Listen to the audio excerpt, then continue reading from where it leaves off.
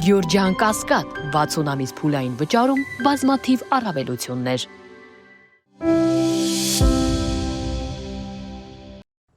Դեպի արևմուտք Միացյալ Նահանգներ Եվրամիություն գնալ, թե ռազմավարական դաշնակից Ռուսաստանի ձեռքը բռնել։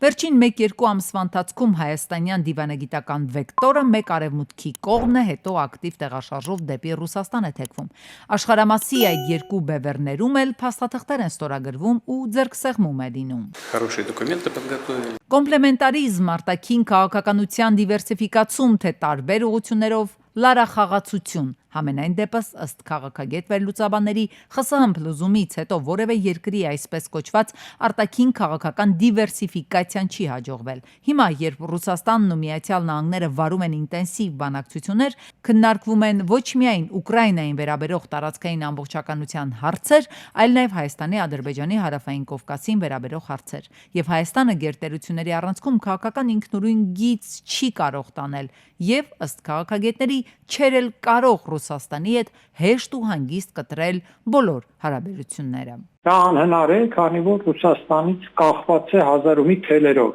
Ըստ քաղաքագետի Հայաստանի շուրջ տեղի ունեցող զարգացումներն էլ համաձայնեցված են Ռուսաստանի ու Արևմուտքի միջև։ Հայաստանի դեպի Արևմուտք թեքվելը Եվս Հայաստանը այն աստիճան է թուլացել, որ կատարում է Թուրքիայի եւ Ադրբեջանի անկալելի պահանջները։ Պատճառը ո՞րն է։ Այն է, որ չեն կարողացել ժամանակին ստեղծել անվտանգության ամուր համակարգ։ Մեկ այլ քաղաքագետի գնահատմամբ, եթե Հայաստանը կարողանար արևմտամետ լուրջ քաղաքականություն վարել, ինչը կապահովեր Հայաստանի անվտանգությունը, հանրությունը դժվար թե դեմ լիներ դրան։ Սակայն այն անվտանգային երաշխիքները, որոնք Արևմուտքը տրամադրում է Էստոնիային, Լատվիային, Ռումինիային եւ մի շարք այլ երկրների, Հայաստանի պարագայում դրանք պարզապես չկան։ Մենք չենք ստանում այն երաշխիքները, որոնք մեզ պետք են։ Մենք մնում ենք կախված Ռուսաստանից, այսինքն համ անընդհատ հակառուսական ռետորաբանությունով ենք զբաղված, համ էլ մնում ենք Ռուսաստանից կախված։ Մեր մոտ ոչ մեկն է ստացվում, ոչ էլ մյուսը ցավոք սրտի, եւ այսքան խոստումներից հետո մենք մնում ենք լիովին կախված Ռուսաստանից։ Իսկ Ալիև Էրդողան զույգին հաջողվում է նման բարդ իրավիճակներում բազմավեկտոր քաղաքականություն խաղալ, եւ դա ՆԱՏՕ-ի ոչ ֆորմալ անդամ Ադրբեջանն իրականացնում է Թուրքիայի հետ։ Բազմավեկտորային քաղաքականություն շատ լավ ստացվում է Թուրքիայի մոտ, Ադրբեջանի մոտ, իրանցից պետք է սովորել։ Նրանք կարողանում են իշահ իրենց օգտագործել հակասությունները Արևմուտքի եւ Ռուսաստանի միջև եւ կարողանում են եւ Արևմուտքից ստանալ ինչ որ պետք է եւ Ռուսաստանից։ Քաղաքագետ Այվազյանի բնորոշմամբ, որքան էլ Ռուսաստանի Դաշնության երկրի ղեկավարի եւ արտաքին գործերի նախարարի մակարդակով հայտարարեն, թե ամեն ինչ լավ է Ռուսաստան-Ադրբեջան հարաբերություններում, այնուամենայնիվ Ադրբեջանը խորացված հակառուսական դիրքորոշման մեջ է։ Ադրբեջանը գնալով ամրացրել Թուրքիայի դիրքերը այս տարածաշրջանում, հիմա էլ խորացնում է իր հակառուսական դիրքորոշումը դաշնակցելով հակառուսական հողի վրա Կենտրոնական Ասիայի հանրապետությունների, թուրքախոս հանրապետությունների հետ։ Քաղաքագետ Այվազյանի գնահատականն է Ադրբեջանն առճակատման մեջ է մտնելու Իրանի հետ, ըստ քաղաքագետի անխուսափելի է նաև ռուս-ադրբեջանական բախումը։ Հարց է, թե Հայաստանն այդ պահին ինչ կարգավիճակում կլինի եւ կդիմանա արդյոք այդ իրավիճակում, թե ոչ։ Սանկտ Պետերբուրգի Սուրբ Կատարինե հայկական եկեղեցում պատարագից հետո հայ համայնքի ներկայացուցիչները բողոքի ակցիա են կազմակերպել ընդդեմ հայ առաքելական եկեղեցու դեմ ծավալված գործողությունների։ Ակցիայի մասնակիցները նշել են, որ Հայաստանում իրականացվող քաղաքականությունը հանգեցնում է հասարակական գիտակցության պառակտմանը հայրենիքում եւ Սփյուռքում։ Նախորդ օրը Սանկտ Պետերբուրգում էր Հայաստանի վարչապետը, ով ըստ ակցիայի մասնակիցների հանդիպում է ունեցել համայնքի նախապես ընտրված ներկայացուցիչների հետ։ Եկեղեցին պատկանում է բոլոր հայերին, ոչ թե միայն Հայաստանի 3 միլիոն քաղաքացիներին, որոնց ղեկավարներն այսօր փորձում են իրենցով փոխարինել եկեղեցու քաղաքականությունը եւ որոշել, թե ինչ է լինելու այդ եկեղեցու հետ։ Ամբողջ հայ ազգը բաժանվել է եւ բաժանվում է։ Սա մեծ մտահոգություն է, որովհետեւ ընդհակառակը միշտ ասում եմ, տանտերը հոգում է, որպես իր ընտանիքում համաձայնություն, համերաշխություն, սեր, խաղաղություն լինի։ Իսկ այսօր բոլորս վրդոված ենք, բոլորս անհանգիստ ենք։ Հայ-ադրբեջանական երկաթ գիծն առաջիկա օրերին կշարունակի գործել եւ բեռնված մնալ։ Ռուսական ծորենով գնացքը Ադրբեջանի տարածքով արդեն դեպի Հայաստան ճանապարհին է։ Հացահատիկով բեռնված վագոնները գալիս են Վոլգոգրադի մարզի կայարանից։ Ծորենի առաջին խմբականակը 8 վագոնով է գալիս։ Մինչև տարեվերջ նախատեսել են այս ուղղությամբ ուղարկել ընդհանուր 2000 տոննա հացահատիկ շուրջ 30 վագոնով։ Եվ մինչև քաղաքացիներն իրենց դիրքորոշումներն են հստակեցնում, Ադրբեջանի տարածքով մեր երկիր հասած ապրանքներից օգտվել թե ոչ քաղտեղտոլոգն ասում է, Բաքուն իրականում այսպես խաղաղասերի դիմակի տակ թաքցնում է իրականությունը։ Քանակը ցավալ այնքան փոքր է, որ Ադրբեջանի տնտեսական կապված օպեկների հարց է։ Իհարկե Ադրբեջանը կամաց կփորձի կախված մեջ գտնել բենզինի հետ կապված իրենից, որպեսզի ռուսական բենզին փոխեն ադրբեջանական բենզին։ Վաճառվի եւ դա ինչ-որ տեղ կարող է նաեւ այսպես տնտեսական քայլերով տնտեսական էքսպանսիան իրականացվի մանր քայլերով, բայց մի քիչ երկար ժամանակի համար։ Սա ընդհանրապես PR կամպանիա, ուրիշ ոչինչ։ Սա ոչ մի բան չի նշանակում։ Հայաստանում ԱՄՆ դեսպան Քրիստինա Աքվինը 3 տարի պաշտոնավարելուց հետո հունվարի կեսին կավարտի իր աշխատանքը։ Դեսպանությունը նշում է, որ նրա հեռանալուց հետո Ամերիկայի Միացյալ Նահանգների քաղաքականությունը Հայաստանում չի փոխվի եւ շարունակում է աջակցությունը երկկողմ ռազմավարական գործընկերությանը։ Քվինը Երևան է ժամանել 2023 թվականի փետրվարի 16-ին եւ եղել է Ամերիկայի Միացյալ Նահանգների 10-րդ դեսպանը Հայաստանում։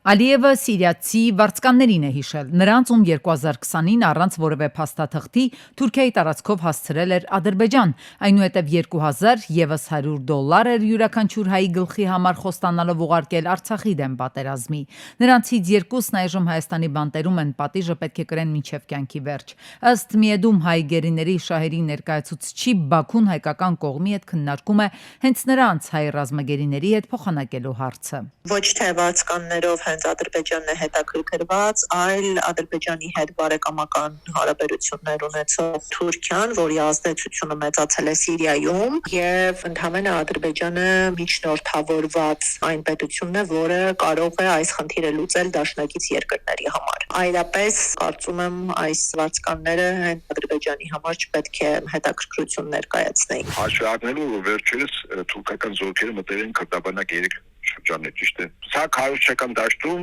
գործընթաց է, որտեղ Թուրքիայի շահի սպասարկողը շատ ոլորտներ, այդ թվում նաև այդ ոլորտում Բաքուն է։ Վարձկանահաբեկիչները ռազմագերի չեն համարվում, քանի որ ըստ էության խախտել են անգամ զինված ընթարման մասնակցելու թույլատրելի կանոնները, որոնք մարդասիրական իրավունքն է սահմանում, իրավական փորձագետն է նշում։ Աննա Մելիքյանն ասում է, վարձկանների դեպքում, եթե քրեական արդարադատության շրջանակում խոսենք, ապա հայկական կողմը նույնիսկ պետք է համապատասխան երաշխիքներ ստանա, համաձայն որոնց այդ անձինք շարունակելու են կրել իրենց պատիժն այնքան ժամանակ, որքան ընդունելի կլինի մեր օրենսդրությամբ։ Այս դեպքում իրականում փորձը ցույց է տալիս, որ Հայաստանի ու Ադրբեջանի միջև գերիների փոխանակման կամ կոնֆլիկտով պայմանավորված ազատությունից զրկված անձանց կամ հայրենադարձության կամ փոխանակման գործընթացները ոչ թե միջազգային իրավունքի շրջանակներում են տեղ ունենում, այլ քաղաքական պայմանավորվածություններ եւ ըստ էության, եթե առանց նման երաշխիքների հանձնվեն, կստացվի, որ մենք անտեսում ենք եւ մեր միջազգային պարտավորությունները եւ այդ թվում նաեւ այո ներպետական դատարանի ոճատեսակ։ Այսուհանդերձ մասնագետներն այն համոզմունքն ունեն, որ հենց հայկական կողմը պետք է օգտվի իրավիճակից։ Երկու վարձկանը քանիսի դիմաց միջազգային դատարաններում հայ ռազմագերիների շահերը ներկայացնող Սիրյանուշ Սահակյանի խոսքով Ադրբեջանը վերջին տարիներին մշտապես քանակային հավասարության է ձգտել, այսինքն թվային հավասարակշռությունը արհեստական գերադասել ու անտեսել, թե ով ինչ արարք է գործել։ Կարծում եմ, որ Արցախի ռազմաքաղաքական ղեկավարությունը քննարկումից դուրս է։ Հասկանալի է, որ ռազմագերում պահելը ունի իրավական հիմքեր եւ պատերազմական հանցագործությունը, մինչդեռ հանցագործներին անպատժելիություն տալը դա կյանքի իրավունքի խախտում է, եւ մենք այստեղ չենք կարող հավասարություն ունենալ։ Իմ գնահատմամբ Ադրբեջանի իշխանությունները փորձել են որդեգրել երկուսը կամ առավելագույնը 3-ը երկուսի դիմաց մոտեցումը, ինչը անթույլատրելի է։ Իրականում այս վարձկանները դաշնակից երկրների համար շատ կարևոր են, նրանք այլ խնդիրների լուծման մեջ ներգրավվածություն են ունենալու, ուստի հայկական կողմը պետք է հասկանա նրանց արժեքը։ Ինչ դիրքորոշում ունի պաշտոնական Երևանը, ինչպես է պատրաստվում բանակցել, փորձեցինք ճշտել արտգործնախարարությունից, նրանք չարձագանքեցին։ Լեզվակռիվ ու թեժվեճ կարմիր գծերի թեմայի շուրջ Երևանի ավականու տարեվերջյան նիստում կրքերը չէին հանդարտվում։ Ինքներդ ձեզ ողջևորել եք, նստեք, պարոն Քոչարյան։ Ավականին հաստատեց չզեկուցվող հարցերի փաթեթը, որը ներառում է նաև Երևանում տեղական турքերի եւ տեղական վճարների 2026-ի դրույքաչափերը։ Այս նախագծերը ներառում են նաև կարմիր գծերի եւ հանրային տրանսպորտի վճարները։ Դրանք չեն փոխվի։ Մինչև չզեկուցվող հարցերի ընդունումը ընդդիմադիր խմբակցություններն առաջարկեցին տվյալ նախագծերը դարձնել զեկուցվող։ Քաղաքապետը հակադրեց, թե տեղական турքերի եւ վճարների փոփոխություն չի եղել, այդ պատճառով էլ անհրաժեշտություն չկա այդ հարցերը զեկուցվող դարձնելու։ Ավականու Մայր Հայաստան խմբակցության անդամները նախ կոչ արեցին հանրային ձայն խմբակցությանը միանալ ընդդիմությանը եւ չմասնակցել քվեարկությանը, որպեսզի չզեկուցվող հարցերի թվում ներառված հանրային տրանսպորտում հսկիչների թվի ավելացման եւ կարմիր գծերի վճարների վերաբերյալ որոշումները չանցնեն, բայց հանրային ձայն խմբակցության անդամները չմիացան եւ քվեարկեցին։ Պարոն Հակոբյան, ես դուք ձեր բակում չեք, կներեք արտահայտությանս համար ձեր քուչում չեք։ Խնդրում եմ մի քիչ չափավոր։ Ձեր արտահայտությունների մեջ էլ տենց փողոցային ես ձեր լեքսիկոնով մի քիչ զուսպ եղեք։ Ավականու նիստում զեկուցվող հարցերի ժամանակ քաղաքապետը անդրադարձավ այն կառուցապատողներին, ովքեր շրջանցել են ավականու կողմից ընդունված շին հրապարակներում հատուկ ցանցերի տեղադրման մասին օրենքը։ Արտոնությունների կարգը կխստացնենք, կդժվարացնենք այն կառուցապատողների համար, ովքեր շինարարական նորմերը չեն պահի, ասել է Ավինյանը։ Ընդդիմադիր ավականու անդամն էլ առաջարկեց, որ եթե շինարարը չի հետևում նորմերին, ապա առհասարակ պետք է դադարեցնել նրա գործունեությունը, ընդգծելով, թե այն ընկերությունները, որոնք աֆիլացվում են իշխանության հետ, նրանց չեն հետևում։ Մարդու վտանգը, վախը դրանով պայմանավորված լինի, թե չէ մի վերջում պրակտիկան ցույց է տալիս, ոնց է լինի, վերջում այդ մարդիկ իրաց ամեն ինչն է ստանում են։ Ամեն ինչը շենքը ի սկզբանե տրվում է ուրիշ թույլտվություն, վերջում սնկի պես ջրում եք բոյ առնում եք, եթե տեղերը չգիտեք, ցույց էլ կտամ այդ տեղերը։ Շնորհակալություն, նման հնարավորություն մեր օրենսդրությունը այսօր մեզ թույլ չի տալիս։ Քաղաքապետը անդրադարձավ նաև Աչափնյակի մետրոին, պարզաբանելով, թե 9.6 միլիարդ դրամ դեռ նախորդ տարի էր տրամադրվել Աչափնյակի մետրոյի կայարանի աշխատանքներին, սակայն այն դարձել է 1.6 միլիարդ դրամ։ Հաջորդ տարի եւս 2 միլիարդ դրամ տրամադրվելու է այդ նույն աշխատանքներին։ Ավինյանը անդրադարձավ ընդդիմադիր ավականու այն դիտարկմանը, թե ինչու է նախատեսված բյուջեն կրճատվել եւ որտեղ է օգտագործվել մնացորդը, այն դեպքում, երբ մետրոյի կայարանի աշխատանքները չեն էլ մեկնարկել։ Որտեղ են ուղղվել այդ գումարները, Ավետիսյան, կարևոր տրանսպորտային ոլորտի զարգացման համար գումարներ էին, այդ գումարների մի մասը էական ուղղվել է մեր 45 տրոլեյբուսների գնման համար, եւ մենք ստացել ենք 45 տրոլեյբուսների գնման գումարը, այսինքն նույն ուղղությամբ է գնացել, նույն ասելով ոլորտային նույն ուղղությամբ է գնացել, եւ մենք հաջորդ տարի արդեն ապրիլին, մայիսին ունենալու են 45 նոր 12 մետրանոց տրոլեյբուսներ։ Ավինյանը նաև խոստացավ հետևողական լինել թանգարաններին հատկացվող գումարների հարցում։ Դարձյալ ընդդիմադիրներն էին դժգոհել քաղաքային բյուջեից գումար է հատկացվում թանգարանների շենքերի պահպանմանը, այնինչ հավաքածուների վերականգնման պահպանման համար ֆինանսներ չեն տրամադրվում։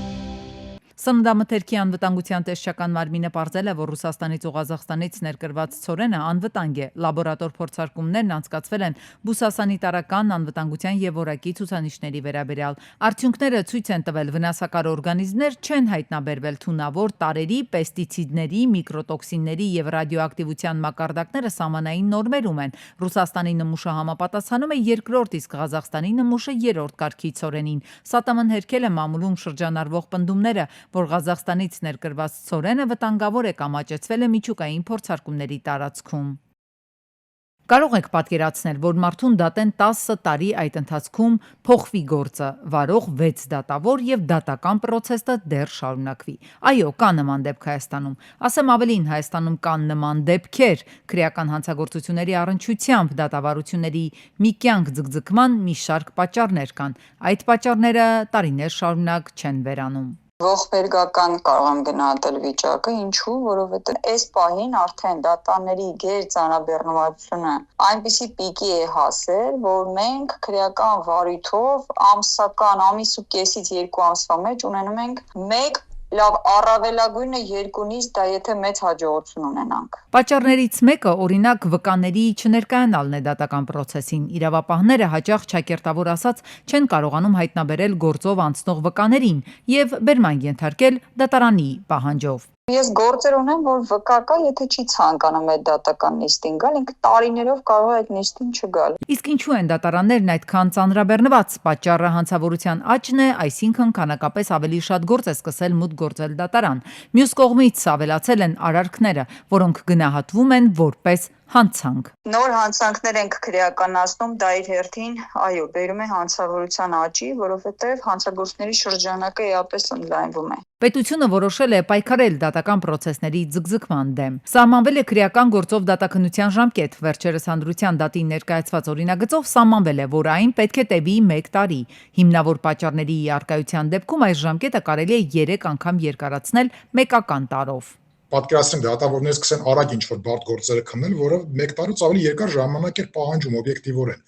Ասեն դե լավ, հետո վերաքննիչ դատարանը կնայի, եթե սխալ եմ արել։ Սա ոչ թե ողջամիտ ժամկետի պահպանումը, սա կարող է դառնալ թե դատաքննության մի նոր տեսակի խախտում։ Ոնց ենք մենք պատկերացնում, որ դատարանը պետք է 1 տարում գործ ավարտի։ Դա իրատեսական չէ։ Ինչ վերաբերում է այդ ժամկետները դատարանի պատճառաբանված որոշման հիման վրա երկարացնելուն։ Ասեմ, որ այդ ժամկետները միշտ երկարացվելու են։ Եվրադատարանը ժամանակին բազմաթիվ նախադեպային վճիռներ է կայացրել դատաքննության պրոցեսի ձգձգման հետ կապված, որոնցում մատնանշել է, թե ինչպես են դրանով խախտվում մարդու հիմնարար իրավունքները։